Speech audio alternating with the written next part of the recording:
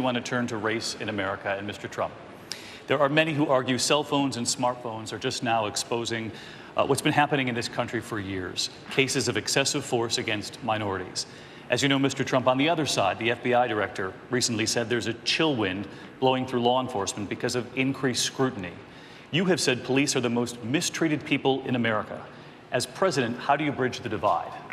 Well, there is a divide, but I have to say that the police are absolutely mistreated and misunderstood. And if there is an incident, whether it's a incident done purposely, which is a horror, and you should really take very strong action, or if it's a mistake, it's on your newscasts all night, all week, all month, and it never ends.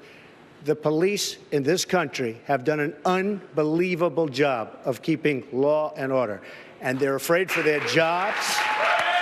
They're afraid of the mistreatment they get. And I'm telling you that not only me speaking, minorities all over the country, they respect the police of this country, and we have to give them more respect. They can't act. They can't act. They're afraid for losing their pension, their job. They don't know what to do. And I deal with them all the time. We have to give great respect, far greater than we are right now, to our really fantastic police.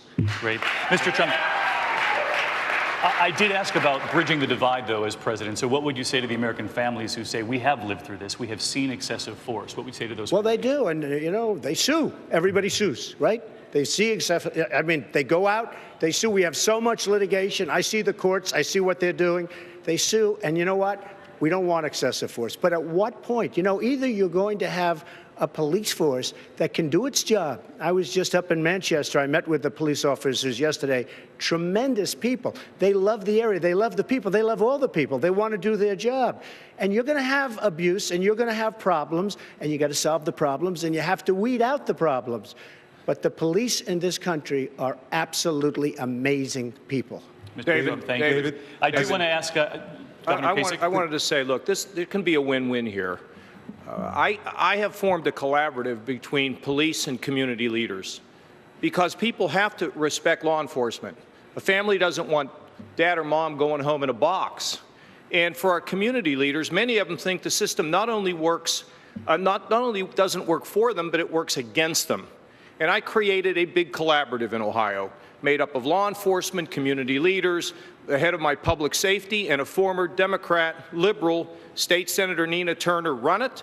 They got together, they made recommendations on recruiting, on hiring, on the use of deadly force, and what we're about to do is to bring community and police together so we can have a win-win. We need more win-wins in America, and we don't have to pick one over another or divide. We love the police, but we've got to be responsive to the people in the communities. Governor, we have to do all of it. Senator Rubio, I want to ask you next.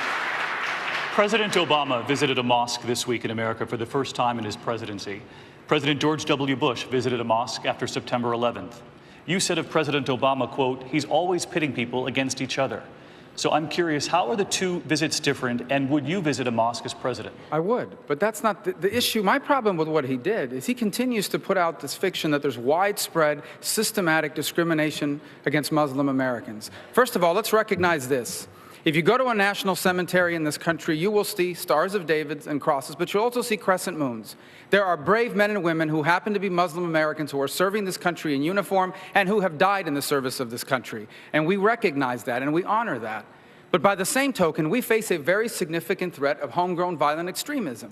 We need to have strong, positive relationships in the Islamic communities in this country so they will identify and report this activity, especially mosques, for example, that are participating not just in hate speech, but in inciting violence and in taking acts against us. And I do believe it is important also to recognize, you want to talk about religious discrimination in America. Well, I don't think Barack Obama is being sued by any Islamic groups, but he is being sued by the Little Sisters of the Poor. We are facing in this country Christian groups and groups that hold traditional values who feel and in fact are being discriminated against by the laws of this country that try to force them to violate their conscience. Senator Rubio, thank you.